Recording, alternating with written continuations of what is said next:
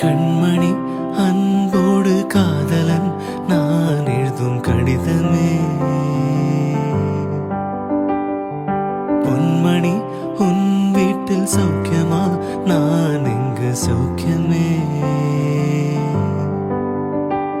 உன்னை எண்ணி பார்க்கையில் கவிதை கொட்டுது, அதை எழுத நினைக்கையில் வார்த்தை முட்டுது. ஓஹோ கண்மணி அன்போடு காதலன் நான் எழுதும் கடிதமே.